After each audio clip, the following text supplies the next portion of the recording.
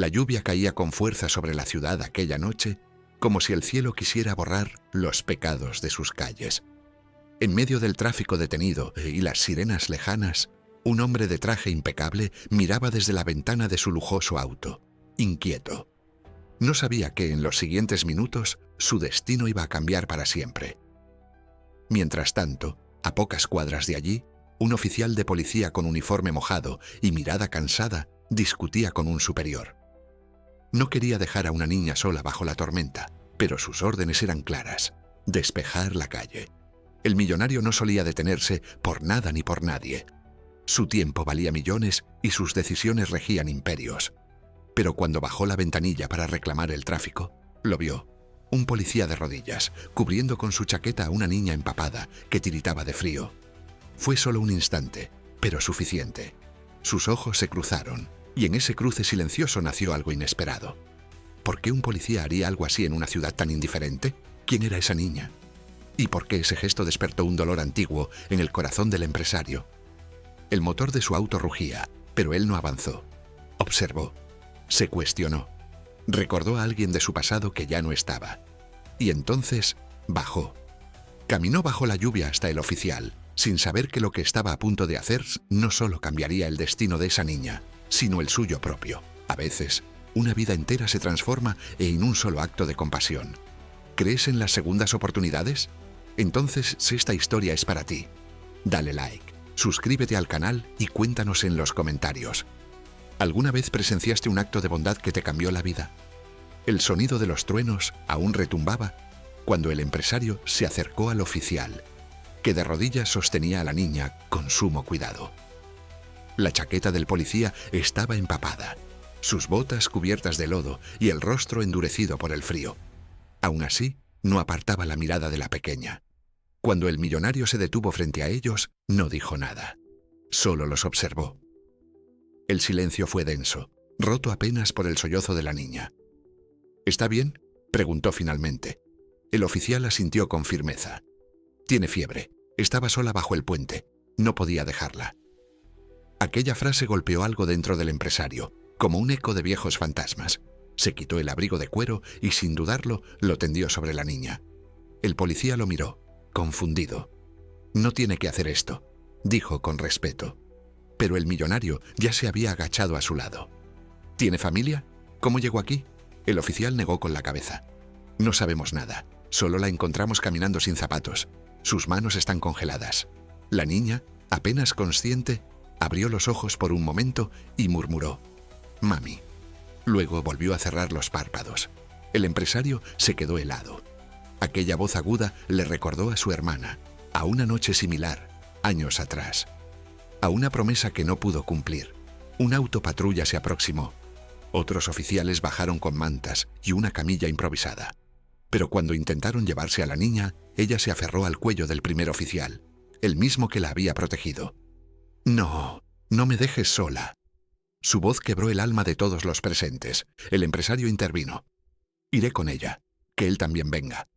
Los policías se miraron perplejos. «¿Quién es usted?», preguntó uno.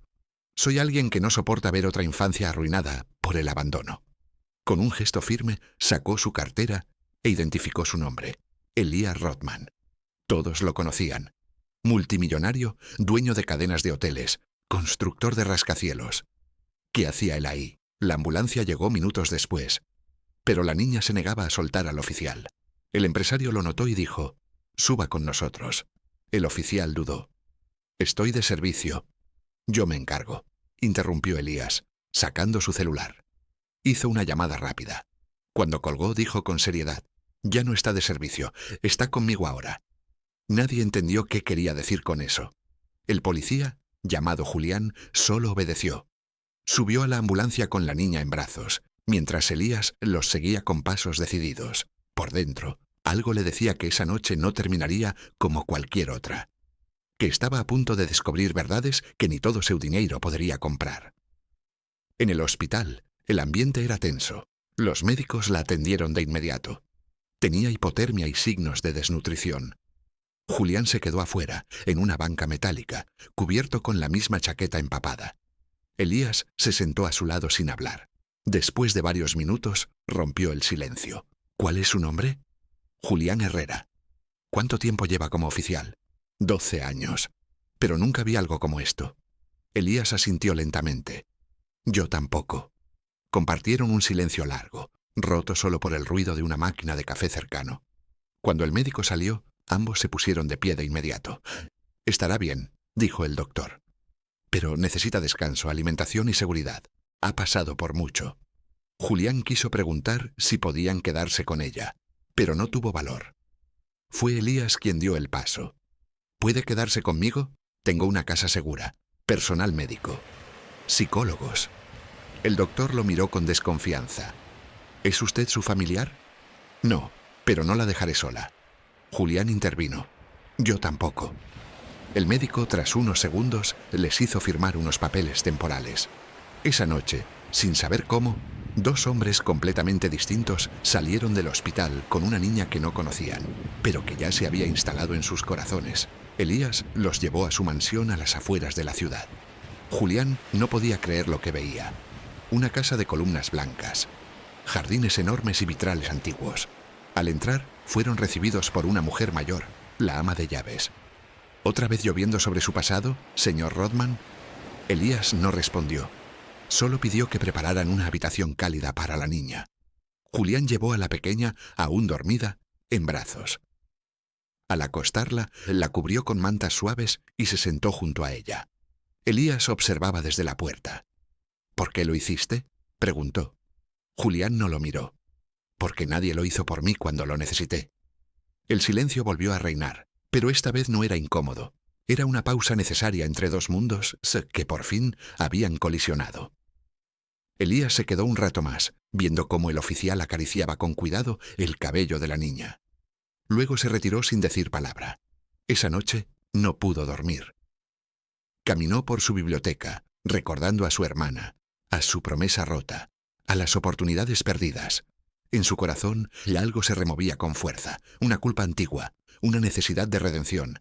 Y en medio de ese torbellino de emociones, comprendió que quizás, solo quizás, esa niña había llegado a su vida para darle la oportunidad de hacerlo todo diferente. El amanecer llegó con un tenue resplandor dorado que se filtraba por los ventanales de la mansión. Julián despertó primero, aún sentado en la butaca junto a la cama de la niña.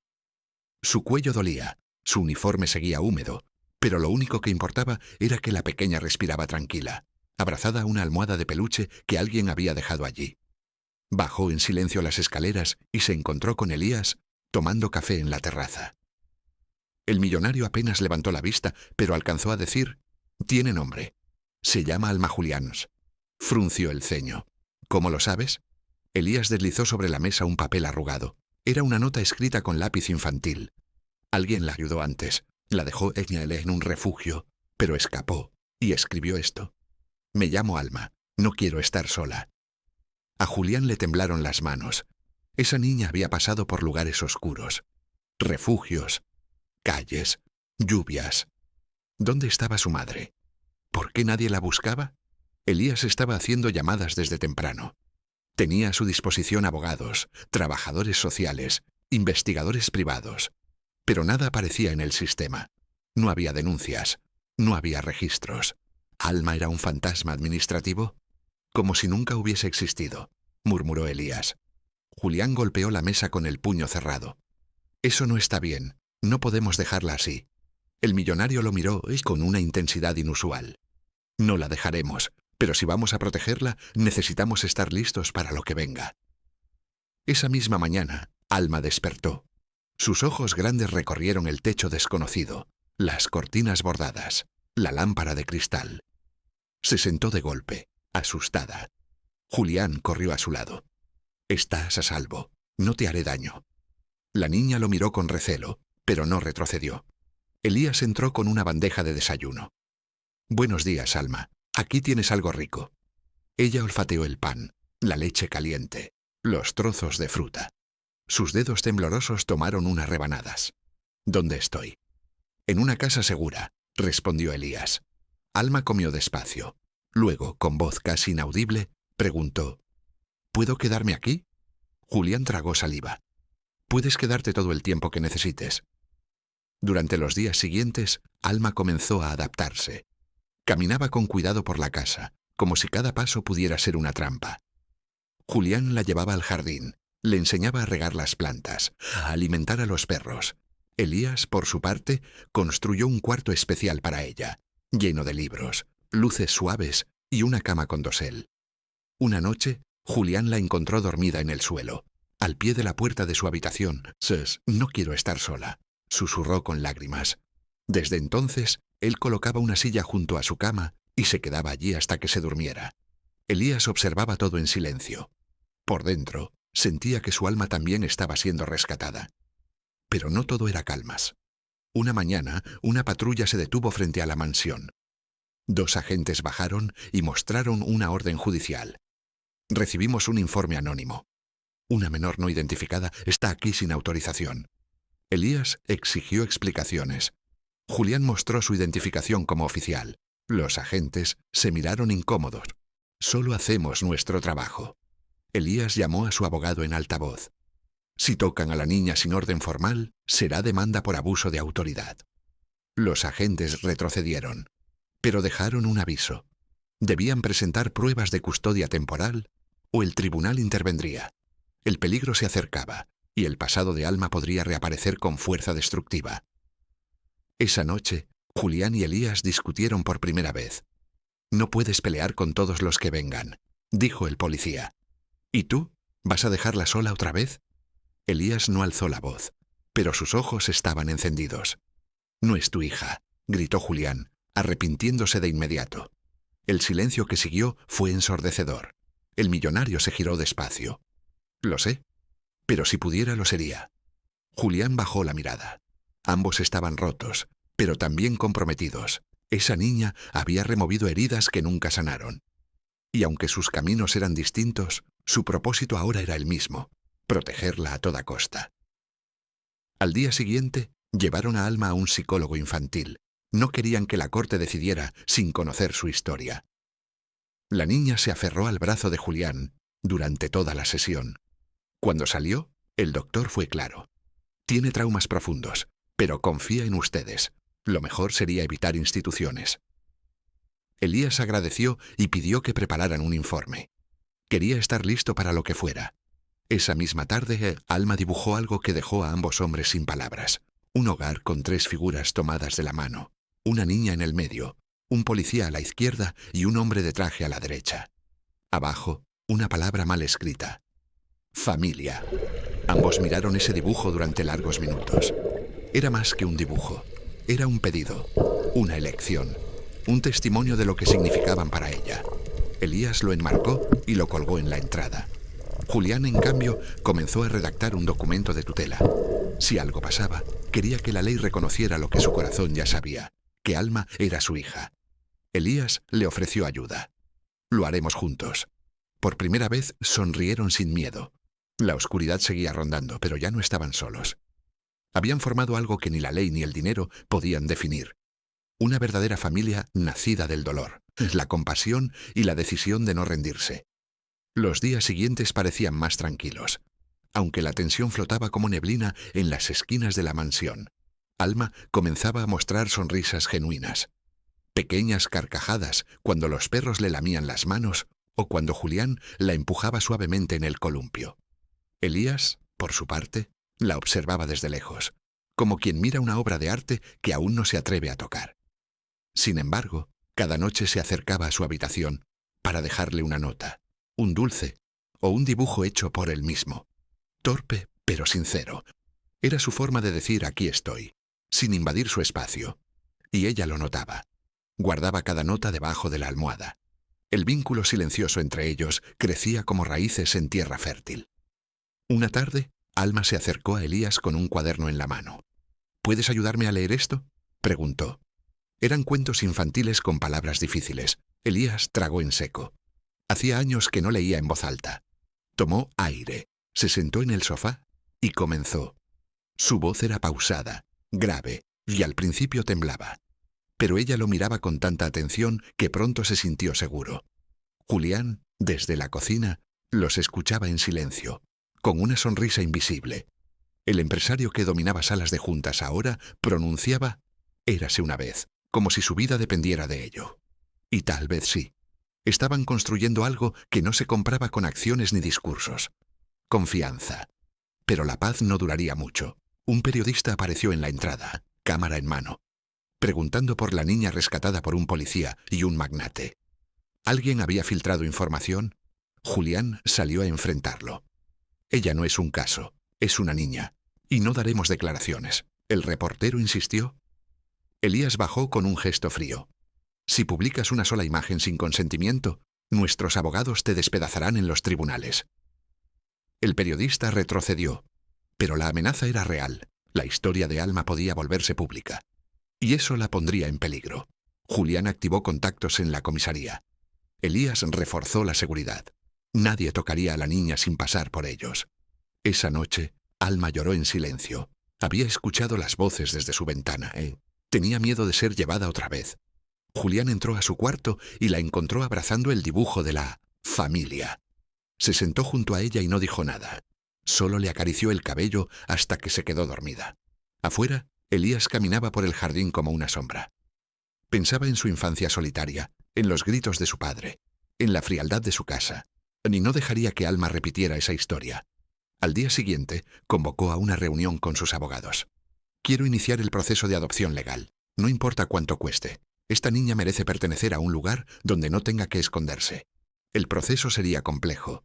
No existía documentación oficial de Alma. Habría que reconstruir su identidad desde cero. Julián se ofreció a buscar en refugios, escuelas, hospitales. Comenzó a visitar lugares olvidados, a hablar con trabajadores sociales, mostrar fotos. En uno de los centros, una enfermera reconoció el nombre. Sí, Alma estuvo aquí un tiempo. Llegó con fiebre, desnutrida. Luego, desapareció. Julián pidió revisar los registros. Había una hoja con un número de emergencia y una firma ilegible. Era poco, pero era algo. Copió todo y se lo entregó a Elías. Podemos rastrear este número. Quizá encontremos a alguien que sepa más. Mientras tanto, Alma seguía descubriendo pequeños placeres de la vida cotidiana. Un pastel de chocolate hecho entre los tres. Una noche de cine en casa con cobijas y palomitas. Una guerra de almohadas que terminó con Julián tirado en el suelo y Elías fingiendo rendición. Eran momentos simples, pero para Alma eran tesoros. Una tarde, mientras los observaba reír, dijo en voz baja: «Quiero quedarme aquí para siempre». Elías la abrazó sin responder. Julián también. Esa niña había transformado sus vidas. Pero sabían que el tiempo no se detenía, y el pasado aún no había dicho su última palabra. En medio del avance legal, apareció una carta enviada por un abogado desconocido. Era una notificación de una mujer que alegaba ser la madre biológica de Alma. Julián y Elías se miraron con pánico. ¿Era cierto? ¿Dónde había estado todo este tiempo? Consultaron con su equipo legal. Puede ser falso, una táctica para obtener dinero. Pero si es real, tendremos que enfrentarlo. No dijeron nada a Alma, no querían perturbar su tranquilidad. Pero comenzaron a investigar a fondo.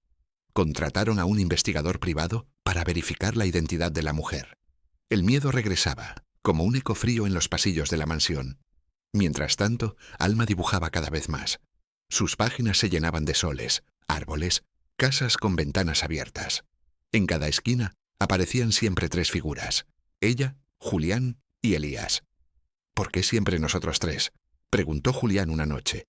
Alma respondió sin pensarlo: porque ustedes me cuidan, porque ustedes son mi lugar. El silencio llenó la habitación. Elías se giró para que no vieran sus ojos húmedos. Julián le tomó la mano con disimulo. Habían vivido demasiadas batallas para no entender el valor de esas palabras. Alma ya no era una niña rescatada. Era el corazón mismo de esa familia. El investigador llamó esa semana con novedades. La supuesta madre vivía en otro estado y tenía antecedentes de abandono. Había perdido la custodia de otros hijos. Todo indicaba que solo buscaba dinero. Aún así, la ley exigía que se confirmara su historia con pruebas de ADN. Elías se preparó para luchar. Si esto va a juicio, iré hasta el final. Julián asintió. Yo también. Somos su familia, aunque no tengamos su sangre.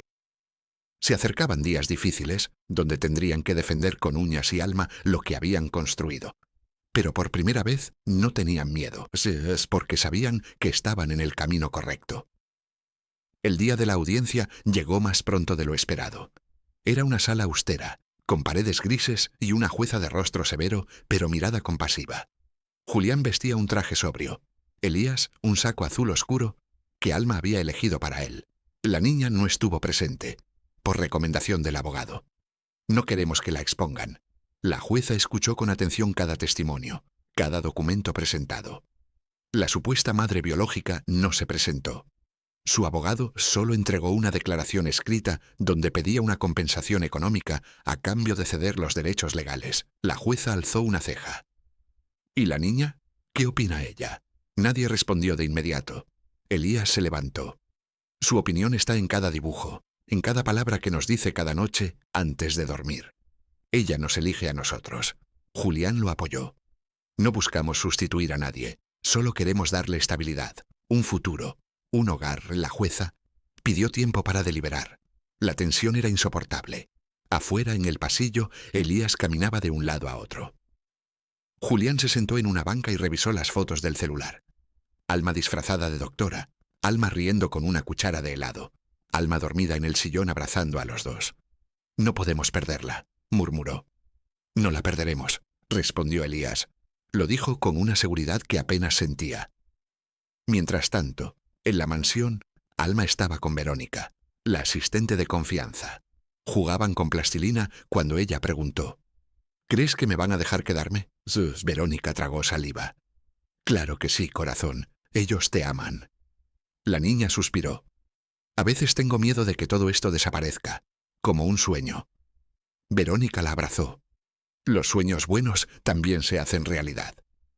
En su cuarto, Alma había comenzado a escribir un diario. Las primeras hojas eran torpes, con letras grandes y frases cortas, pero cada palabra revelaba algo profundo. Hoy me abrazaron los dos al mismo tiempo. Se siente como una nervadura invisible. La jueza llamó a todos de vuelta. Su rostro no daba pistas. Después de revisar los documentos, de escuchar los testimonios y de evaluar la supuesta reclamación de la señora Ruiz, declaró inadmisible su solicitud por no presentarse y no ofrecer pruebas concluyentes. En cuanto a la custodia de la menor Alma, este tribunal reconoce la solicitud de adopción por parte de los señores Ortega y Calderón. La niña permanecerá bajo su cuidado legal, con todos los derechos y responsabilidades correspondientes. Julián cerró los ojos. Elías apretó los puños. No celebraron. Solo se miraron con alivio. Habían ganado una batalla, pero aún faltaban muchas más. Al llegar a casa no dijeron nada. Solo abrieron la puerta y la llamaron. Alma corrió por el pasillo. ¿Qué pasó? Julián se agachó. «Eres oficialmente nuestra hija, Alma». Ella parpadeó varias veces sin entender. Elías la levantó en brazos. «Esto quiere decir que nadie puede separarnos». Ella sonrió y por primera vez lloró sin miedo. Verónica los miraba desde la cocina, con lágrimas discretas. Esa noche prepararon su cena favorita.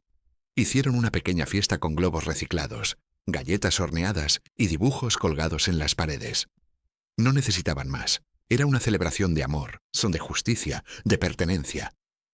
Los días siguientes estuvieron llenos de nuevas costumbres. Alma tenía su espacio oficial en la escuela, su expediente médico actualizado y un carnet de biblioteca con su nuevo apellido. Elías le enseñaba a nadar. Julián le mostraba cómo se arreglaban las flores del jardín. Entre los tres crearon una pequeña rutina que incluía la hora del abrazo, un momento al final del día donde se abrazaban en silencio. «Para que no se nos olvide que estamos juntos», decía Alma. Cada día se sentían más como una familia, más reales, más fuertes, más conscientes de que lo que tenían era frágil, pero valía todo. Un día, Alma preguntó si podían visitar el lugar donde la habían encontrado. Julián dudó. «¿Estás segura?» Ella asintió. «Quiero recordarme de dónde salí, para nunca volver». Fueron juntos, con discreción. El viejo edificio estaba abandonado, cubierto de grafitis y hierba seca. Alma caminó con cuidado, tomó una piedra del suelo y la guardó en su bolsillo. «Es mi piedra mágica, la que me recuerda que ya no estoy sola». Elías la abrazó por detrás. Julián le acarició el cabello.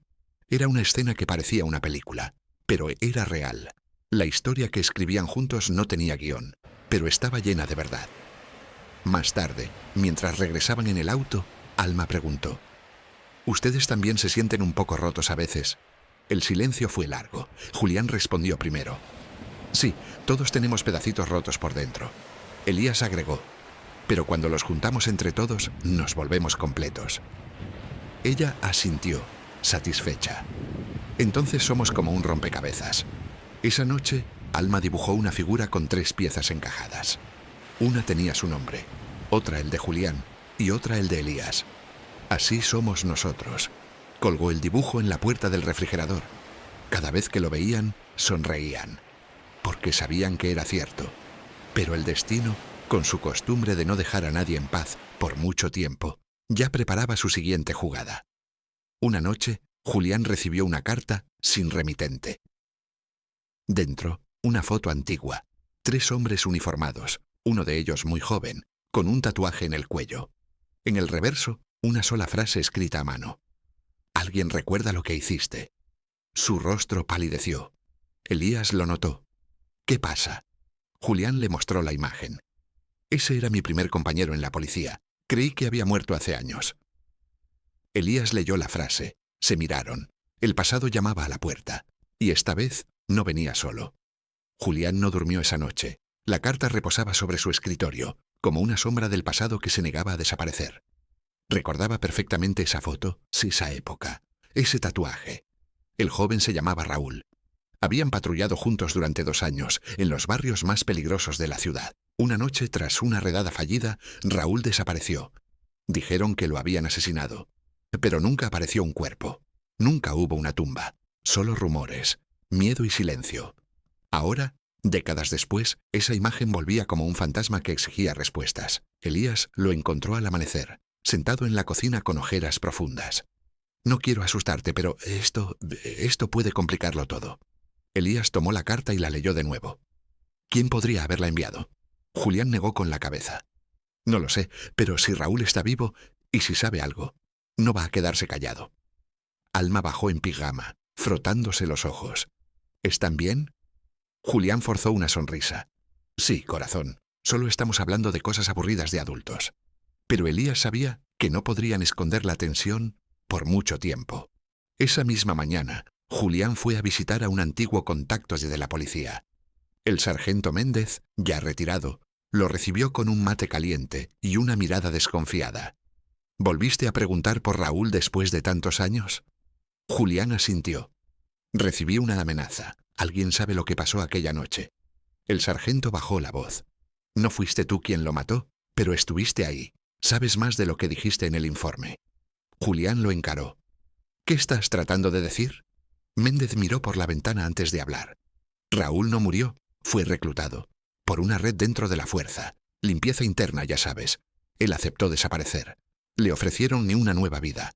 Pero si ahora vuelve, es porque alguien rompió ese pacto». Julián sintió un escalofrío. «¿Y si quiere venganza?» Méndez lo miró fijo. «Entonces no solo tú estás en peligro, también tu familia». Esas palabras se clavaron como cuchillas. Julián volvió a casa decidido a contarlo todo a Elías.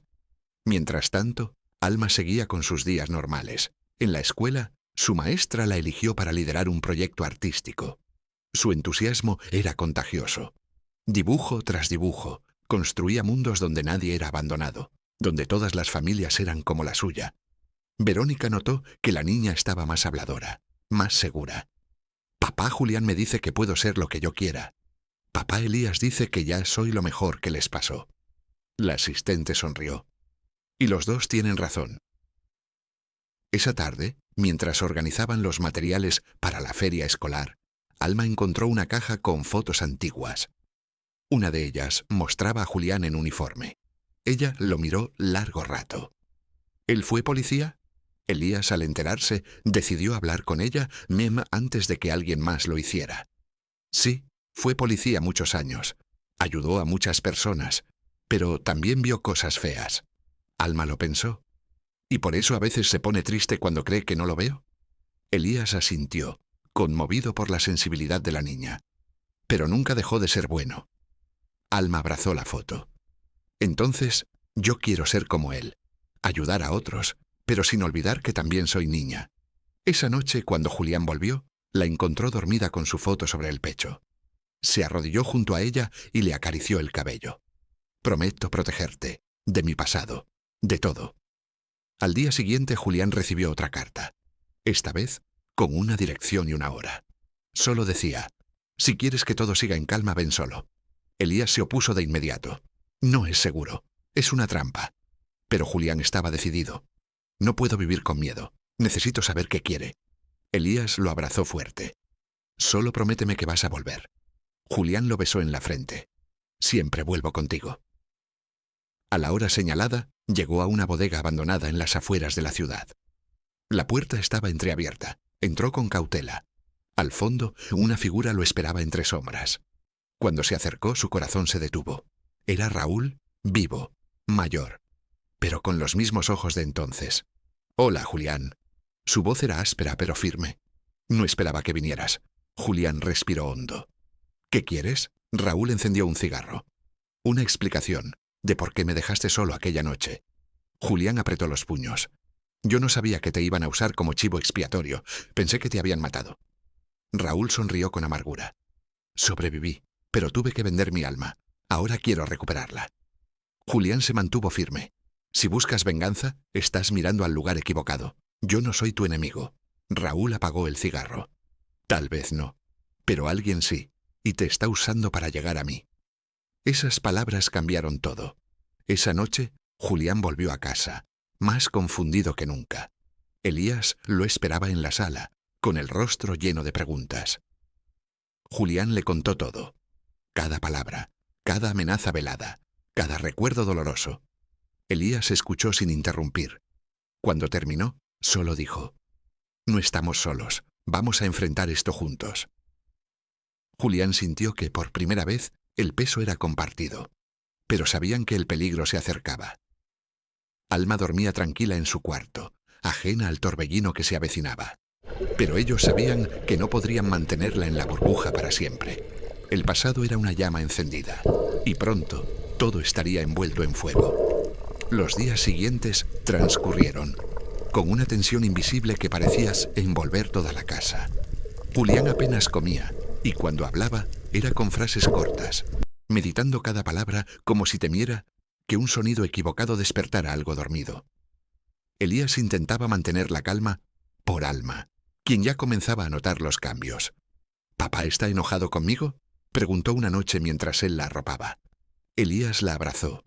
«No, mi amor, papá solo está luchando con fantasmas». Ella frunció el ceño. «¿Como los de los cuentos?» «Algo así, pero estos no se ven». Alma suspiró. «Entonces los dibujaré, para que los vean y los puedan vencer». Esa frase quedó grabada en el corazón de Elías como una promesa inocente y poderosa. Mientras tanto, Julián comenzó a investigar discretamente. Visitó antiguos colegas, revisó informes viejos y conectó puntos que antes no se había atrevido a mirar. Descubrió que Raúl no era el único. Había al menos otros 3 policías desaparecidos con historias similares. Todos ellos, alguna vez, habían tocado redes de corrupción interna. Y todos habían sido silenciados. La diferencia era que Raúl había sobrevivido. Julián temía que, si alguien más descubría que estaban en contacto, pondría a su familia en peligro. Por eso decidió mantener a Elías al margen de los detalles más oscuros. Pero su silencio era cada vez más pesado, y Elías lo notaba. Una tarde, mientras organizaban los archivos de la fundación, Alma encontró un sobre con papeles que no debía ver. Eran copias de informes policiales, fotos antiguas y una nota escrita a mano. «Si sigues escarbando, cavarás tu tumba». La niña corrió a mostrarlo a Elías, asustada. Esto estaba en la caja de papá. Elías sintió el corazón detenerse por un segundo. Al llegar Julián, lo enfrentó. «¿Qué estás haciendo? Nos estás arrastrando a todos». Julián cerró la puerta del despacho. «No puedo fingir que no pasó. No otra vez, pero lo siento. Tienes razón, fui imprudente». Se abrazaron. Sabían que el amor no siempre era paz. A veces también era lucha. Esa noche, Alma no podía dormir. Tomó su cuaderno y dibujó un monstruo enorme con un corazón pequeño. Al lado, Dibujó una niña con una linterna. Ella ve lo que otros no ven. Escribió. Dejó el dibujo en la mesa de sus padres. Cuando lo vieron, no pudieron contener las lágrimas. En medio del caos, Alma seguía siendo luz. Julián decidió que no podía seguir ocultándole todo. Le habló con cuidado, como se le habla a un alma sabia. Hay cosas que hice, decisiones que tomé, que ahora regresan como sombras. Alma le tomó la mano. Entonces prendamos muchas linternas. Y con eso sellaron un pacto silencioso. Días después, Julián recibió una nota en su parabrisas. Ella es tu punto débil.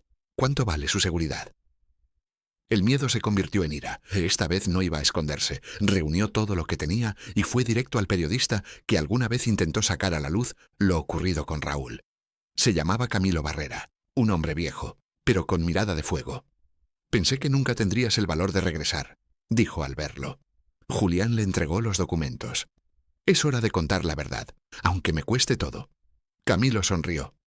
Entonces escribe, con tus palabras, no las mías. Y esa misma noche, Julián empezó a redactar su historia. Elías, mientras tanto, reforzaba la seguridad en casa. Cambió cerraduras, instaló cámaras, habló con los vecinos. No era paranoia, era instinto, porque en el fondo sabía que alguien los estaba observando. Una noche, escuchó pasos afuera. Al asomarse por la ventana, no vio a nadie. Pero una rosa negra había sido dejada en el felpudo. La recogió con cuidado. No era una amenaza común. Era una firma, un mensaje. Elías no se lo dijo a Julián. Solo la guardó en una caja fuerte. No tendrán el poder de asustarnos. Se repitió, como una oración. Pero esa rosa sería el preludio de algo más oscuro. Alma, por su parte, seguía con sus dibujos. Ahora creaba historias en las que los monstruos se transformaban en personas buenas cuando alguien les ofrecía un abrazo. Todos pueden cambiar si alguien los mira con amor, decía. Sus cuentos empezaron a circular por la escuela. La directora se emocionó tanto que propuso una exposición. Alma no lo entendía del todo. Solo quería que los adultos dejaran de pelear, de esconderse, de tener miedo. Para ella, todo era más simple. Hablar, perdonar, abrazar. Pero en el mundo de los adultos, las heridas eran profundas, y no todos estaban listos para abrir el corazón. Una semana después, Julián recibió un correo cifrado, un video corto. En él se veía a Raúl siendo golpeado. Su voz apenas audible decía, no confíes en nadie, ya saben. Julián apretó los dientes. Era una trampa. Lo estaban acorralando, pero no podía retirarse ahora. Llamó a Camilo. Publica el informe, no esperes más. El periodista colgó sin decir palabra. Sabía que, una vez hecho, ya no habría retorno. Esa noche, la noticia estalló en las redes. X policía revela red de silencios y desapariciones en La Fuerza. Julián no durmió. Tampoco Elías. Pero Alma, desde su cama, soñaba con un mundo donde los monstruos lloraban y los hombres volvían a ser niños. Al día siguiente, los periodistas acamparon frente a la fundación. Julián salió con la cabeza en alto. No estoy aquí para limpiar mi nombre, estoy aquí por los que ya no tienen voz. La gente comenzó a acercarse, algunos con pancartas de apoyo, otros con insultos. Camilo apareció entre la multitud y le entregó un sobre. Hay algo más, y te va a doler. Julián lo abrió con manos temblorosas. Era una foto, una donde Raúl estaba con un hombre que él conocía muy bien. Un alto mando aún activo. La traición era más profunda de lo que pensaba. Y el enemigo, más cercano de lo que jamás imaginó. Esa noche, mientras Alma dormía abrazando su almohada favorita, Julián no podía cerrar los ojos. Sostenía la foto en las manos con una mezcla de furia y tristeza. El hombre que aparecía junto a Raúl no era otro que el comisario Vargas, su antiguo mentor. El mismo que le había enseñado a distinguir entre justicia y venganza. El mismo que lo había abrazado cuando ascendió. Ahora todo se desmoronaba. ¿Cuánto tiempo había sido parte de esa red? ¿Desde cuándo sabía la verdad? Elías, al ver la expresión de Julián, se acercó sin hablar. Se sentaron en la sala, bajo la luz tenue del comedor. Julián rompió el silencio. Vargas. Él estuvo detrás de todo. Elías bajó la mirada. ¿Estás seguro? Más que nunca. A la mañana siguiente, Julián tomó una decisión radical. Iría a enfrentarlo. Sabía que no era prudente, pero la verdad ardía demasiado en el pecho. Elías lo acompañó hasta la comisaría, aunque le pidió que se quedara en el auto. «Si no salgo en 15 minutos, llama a Camilo». Julián entró con paso firme. Los pasillos que alguna vez fueron su orgullo ahora le parecían pasillos de traición. Vargas lo recibió en su oficina como si nada pasara. «Julián, qué sorpresa. ¿Vienes a saludar o a escupirme en la cara?» Julián colocó la foto sobre el escritorio. «Solo quiero que me digas por qué». Vargas se recostó en la silla. «Porque tú nunca entendiste el verdadero juego. Tú jugabas a ser justo. Nosotros jugamos a sobrevivir». El silencio entre ellos se volvió una daga. Julián cerró los puños. «Tú mataste a mi compañero». Vargas alzó una ceja. «Yo solo firmé lo que otros escribieron, pero Raúl era una amenaza. Tú sabes que sí». Julián se levantó de golpe. «Te voy a derrumbar. Todo va a salir a la luz». Vargas se encogió de hombros. «Entonces corre. Pero no olvides una cosa. Tu hija camina por calles donde yo tengo ojos». Esa frase fue como un puñal. Julián tembló, no de miedo, sino de rabia contenida. Salió de la oficina sin mirar atrás. Elías lo vio llegar pálido y mudo. Arrancó el auto sin preguntar. Sabía que la guerra había comenzado. Esa noche reunieron a todos en casa. Incluso llamaron a Camilo. Les explicó todo, desde el inicio. Las fotos, las pruebas, las amenazas. El periodista sentía en silencio, tomando notas. «Mañana vamos con todo», dijo. «Tengo contactos en prensa internacional. Esto va más allá de un escándalo local». Julián dudó por un segundo. «¿Y si Alma se...?» Elías lo interrumpió. «Nos encargaremos de que esté segura. Esta vez no retrocedas». Camilo se despidió con un apretón de manos. «Esto es más grande que tú, Julián, pero también es más justo». Esa noche no durmieron. Alma, sin entender del todo, preparó su mochila con sus dibujos. Por si tenemos que correr. A la mañana siguiente, la noticia ya estaba en todos los titulares. Red de corrupción policial en la mira. Testigo rompe el silencio. Las redes sociales ardían. Algunos lo defendían. Otros lo acusaban de traidor. Julián recibió amenazas en su celular. Imágenes perturbadoras. Direcciones marcadas. Pero también recibió mensajes de madres que habían perdido hijos en circunstancias parecidas. «Gracias por hablar», decían. Elías reforzó aún más la seguridad en casa. Camilo envió un equipo de prensa para protegerlos. Alma fue llevada a casa de una maestra de confianza. «Volveré pronto», le prometió Julián al despedirse. Ella le dio un dibujo. Era una linterna gigante que iluminaba un monstruo encadenado. Mientras tanto, Vargas convocaba a sus aliados. Había que silenciar a Julián, y rápido. Pero esta vez no era tan fácil. La opinión pública estaba dividida. Los reportajes de Camilo tenían fuerza. La Fundación Puertas Abiertas comenzó a recibir más apoyo que nunca. Madres, activistas, incluso figuras públicas comenzaron a hablar. Elías organizó un evento frente al ayuntamiento. Una vigilia con velas. Por los que ya no están y por los que aún podemos salvar. Julián, con voz temblorosa, leyó los nombres de los desaparecidos. Cuando mencionó a Raúl, la multitud guardó silencio absoluto. Luego, un aplauso, largo, doloroso, transformador. Esa noche la policía intentó allanar su casa, pero ya había cámaras, testigos y abogados, no lograron nada. Julián supo entonces que la estrategia era otra. Agotar, intimidar, desgastar. Pero él no cedería. Camilo le propuso algo nuevo. «Hagamos un documental, que tu historia se escuche en todo el continente». Julián aceptó. Empezaron las grabaciones. Las cámaras captaron todo. Sus lágrimas, sus pausas, los abrazos con Elías, las palabras de Alma. «Mi papá ahora no atrapa ladrones, atrapa verdades». Esa frase se volvió viral. Las redes se llenaron de mensajes con el hashtag número #atrapaverdades. La verdad se estaba convirtiendo en una ola imparable. Pero Vargas no iba a rendirse sin luchar. Filtró un viejo video manipulado donde Julián aparecía golpeando a un detenido. Era un montaje burdo, pero suficiente para sembrar dudas. La prensa se dividió. Julián fue llamado a declarar. Elías lo acompañó. «No te quiebres. Esto es parte del precio de ser valiente. En el tribunal, Julián habló con el corazón en la mano. He cometido errores, pero este no es uno de ellos. Y no me voy a callar solo porque les incomoda lo que tengo que decir. Afuera, decenas de personas coreaban su nombre. No como un héroe, sino como un hombre que decidió no tener miedo. Esa noche, Alma volvió a casa. Corrió hacia su padre y lo abrazó fuerte. ¿Y ganaste?, preguntó. Julián la miró con ternura. Estamos ganando. Porque entendía que la justicia no siempre es un golpe de martillo. A veces es resistir. A veces es hablar cuando todos callan. A veces es cuidar a tu familia sabiendo que eso ya es una revolución. Mientras los tres se abrazaban, en otro rincón de la ciudad, Vargas preparaba su última jugada.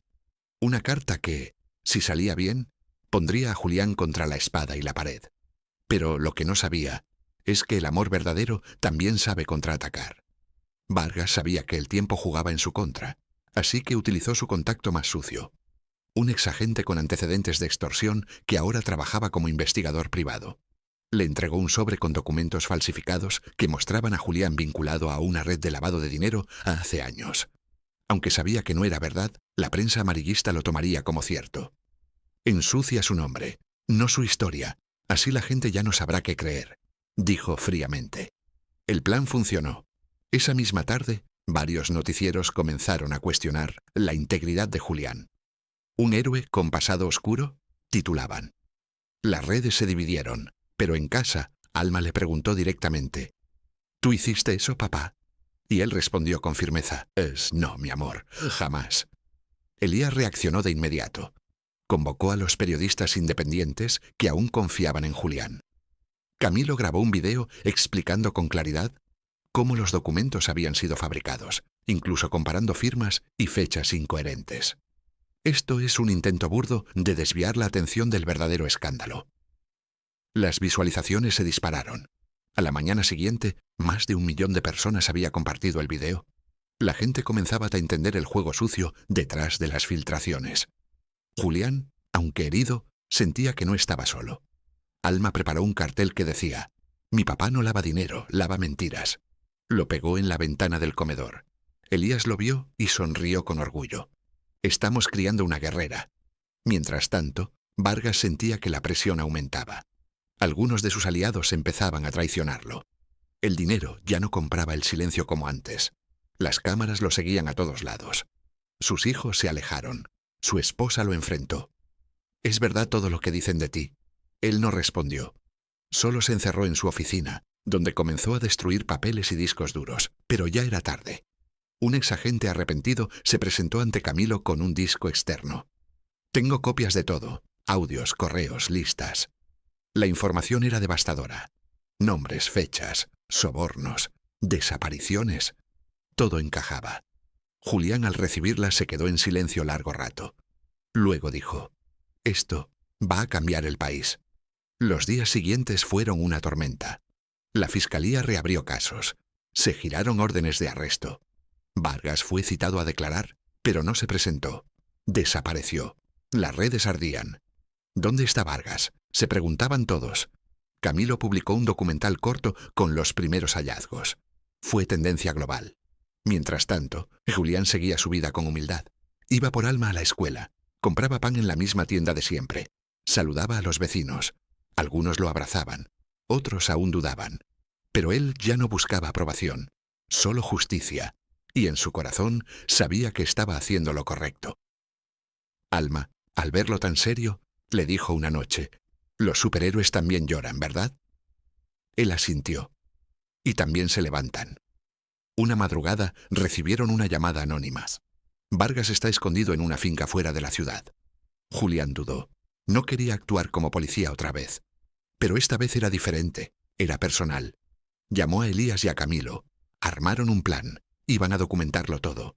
Sin violencia, sin venganza. Solo verdad. Con cámaras y abogados, se dirigieron a la finca. El lugar estaba rodeado de silencio y árboles viejos. Al llegar, tocaron la puerta. Nadie respondió. Forzaron la entrada con orden judicial. Y ahí estaba, sentado, envejecido, derrotado.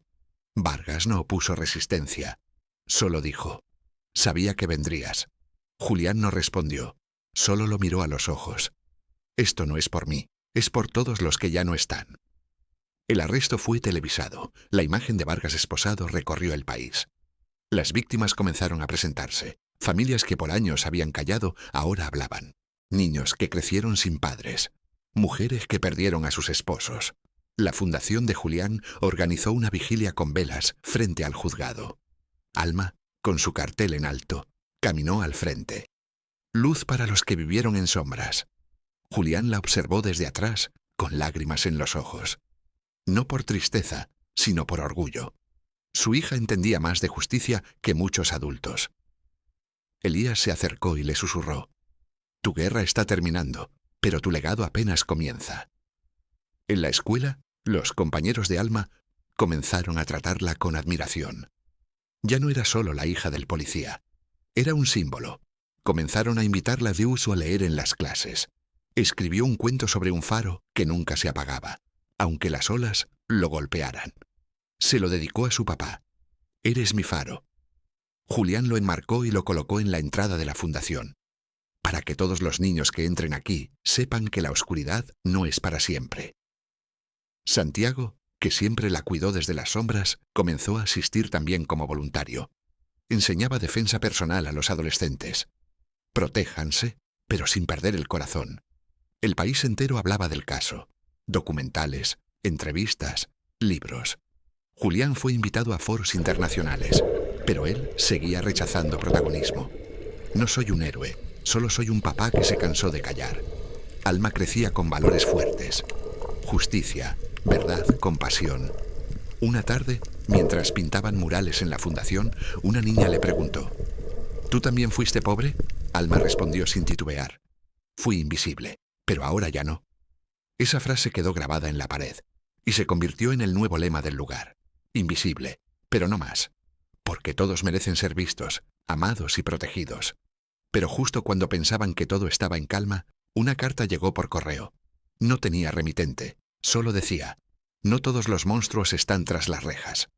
Dentro, una foto antigua de Julián, con su hermano, a quien creía muerto hacía años. El corazón le dio un vuelco. Mostró la foto a Elías. «Es Marcos». Elías se quedó mudo. «Entonces, nunca murió». Julián sintió un frío recorrerle la espalda. ¿Qué significaba eso?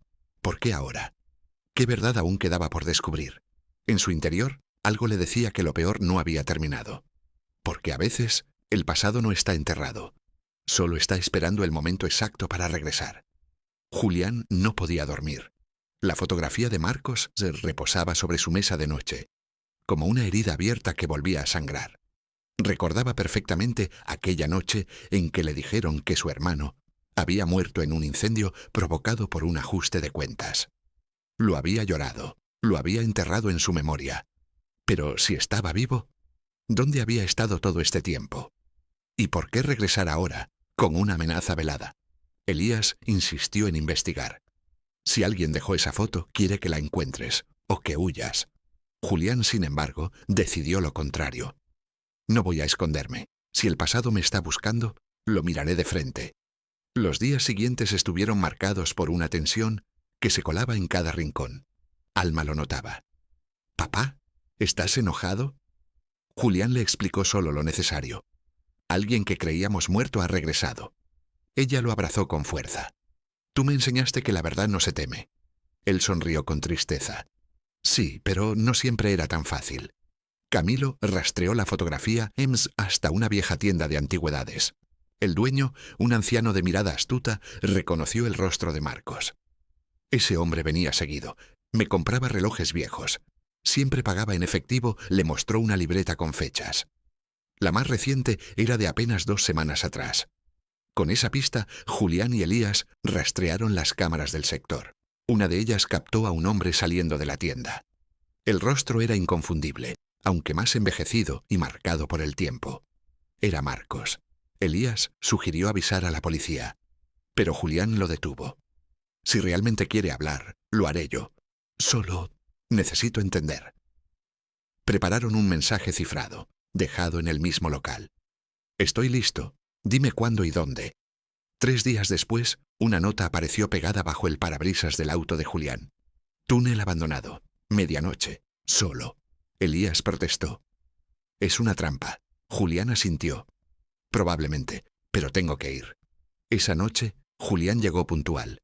El túnel era un viejo paso ferroviario, húmedo y cubierto de grafitis. Llevaba una linterna y un micrófono oculto conectado a Camilo. Caminó con cautela.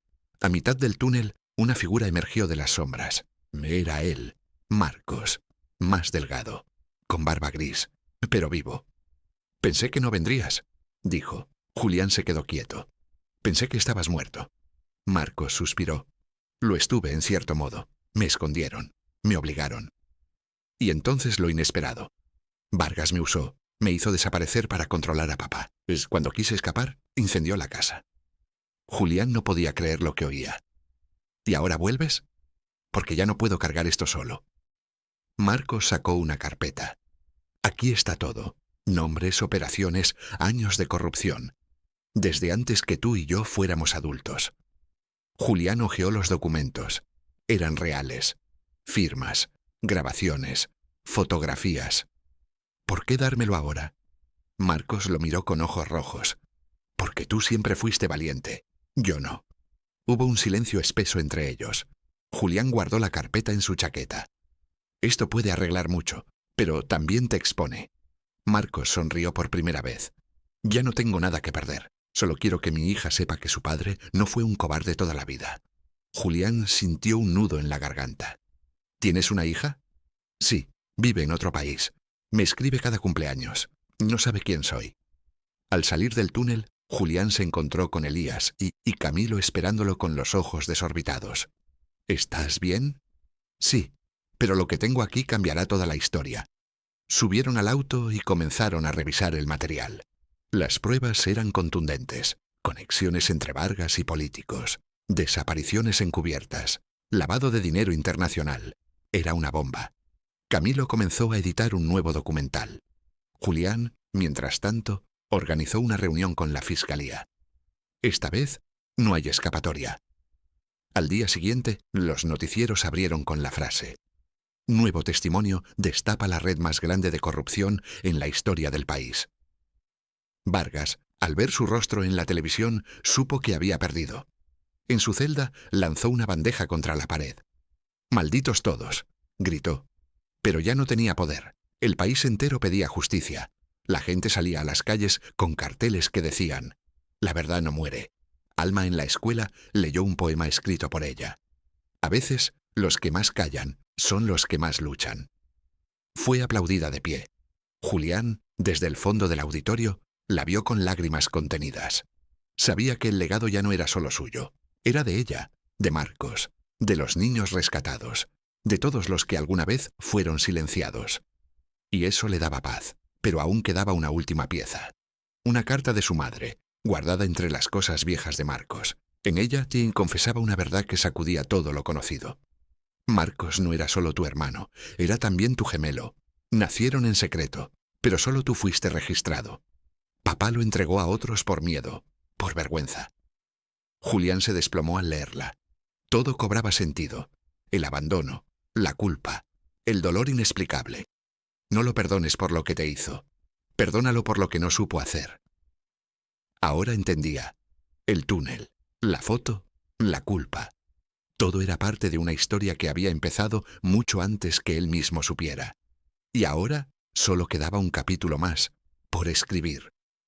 Julián pasó la noche sin dormir, sentado frente al viejo escritorio de su padre. La carta entre sus manos pesaba más que cualquier expediente. Tu hermano gemelo, repetía en su mente, como si aún necesitara convencerse. Los recuerdos se arremolinaban, cumpleaños sin explicación, silencios prolongados, la mirada esquiva de su madre cada vez que hablaba del pasado. Ahora todo encajaba, incluso el amor distinto que su padre parecía guardar por él. Había elegido entre sus hijos, había sepultado a uno en el olvido y había moldeado al otro con exigencias. Julián sintió rabia, tristeza, compasión, pero, sobre todo, un deseo de cerrar esa historia con dignidad. Al amanecer, fue al hospital donde habían internado a Marcos, tras el encuentro en el túnel. Había sufrido un colapso por estrés y agotamiento. Al entrar a la habitación, lo encontró despierto, con los ojos húmedos. «¿Leíste la carta?», preguntó Marcos sin rodeos. Julián asintió. «Eres mi hermano, mi gemelo». Se quedaron en silencio. Luego Julián se acercó y le tomó la mano. «No importa cómo empezó todo. Lo que cuenta es que ahora estamos aquí». Marcos soltó un suspiro que parecía llevar años retenido. «Pensé que nunca tendría este momento». Julián sonrió. «Lo tienes, y no lo vamos a desperdiciar». Los días siguientes fueron una marea de emociones. La Fiscalía aceptó a Marcos en el programa de protección a testigos. Su testimonio fue clave para que se abrieran más de 20 causas judiciales. Varias figuras del poder cayeron. Y Julián, por su parte, se convirtió en referente de ética y justicia.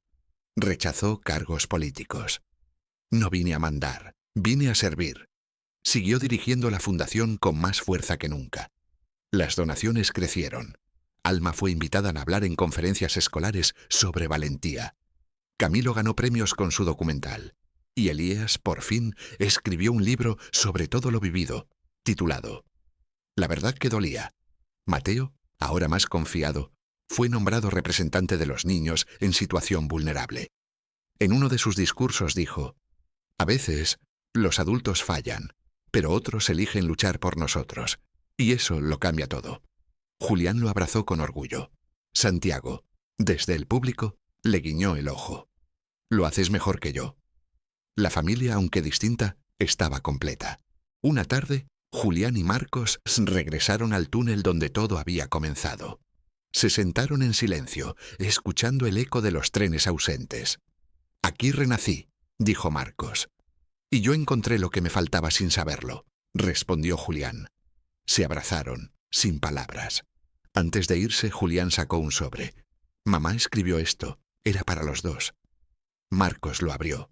Dentro de una nota sencilla: «Mis hijos los amo por igual. El mundo no me dejó criarlos juntos, pero el amor siempre encuentra la forma». Ambos lloraron, no de dolor, sino de alivio, de haber sobrevivido, de haber elegido amar en vez de odiar. Al regresar a casa, Julián encontró a Alma dibujando un mural en el jardín. En él, 2 árboles entrelazaban sus raíces. «Es para ustedes», dijo, «porque aunque crecieron separados, ahora están juntos». Marcos lo miró, sin poder contener las lágrimas. «Tu hija es una artista del alma». En la fundación, una nueva ala fue inaugurada con el nombre Hermanos del Silencio, dedicada a jóvenes que habían sido separados por la violencia, el abandono o la injusticia. Marcos daba charlas desde su experiencia. Julián lo presentaba con orgullo. Nadie lee su pasado, pero todos podemos elegir qué hacer con él. La iniciativa ganó reconocimiento internacional, pero para Julián, el mayor premio era ver a su hermano sonreír sin miedo. En su escritorio, la foto de los dos, de niños, tomada por una enfermera que los había cuidado en secreto, ocupaba un lugar central. Una noche de otoño, mientras cenaban juntos en familia, Alma preguntó: «Papá, ¿crees que los secretos siempre se descubren?». Julián pensó antes de responder. «Los secretos no desaparecen, esperan. Y un día, cuando menos lo esperas, regresan para darte una oportunidad de sanar». Ella asintió. Luego lo abrazó. En la televisión, una periodista cerraba su reportaje diciendo: «A veces la sangre no basta. Hace falta valor para convertirla en familia». Julián apagó la televisión. Ya no necesitaba que el mundo entendiera. Él sabía que al final, todo lo vivido había valido la pena. El viento soplaba suave esa noche. En el jardín, las luces colgantes bailaban como luciérnagas. Marcos se acercó a Julián. «Gracias por no rendirte». Julián sonrió. «Gracias por volver». Se miraron en silencio, con la paz de quienes sobrevivieron a todo. En el cielo, una estrella fugaz cruzó el horizonte. «Mamá nos está viendo», susurró Marcos. Julián asintió. «Y está orgullosa». La cámara se alejaría lentamente, mostrando el hogar iluminado, los niños jugando, los hermanos en paz, y una última frase en la pantalla: «A veces la justicia llega tarde, pero cuando llega, cura más que 1000 venganzas».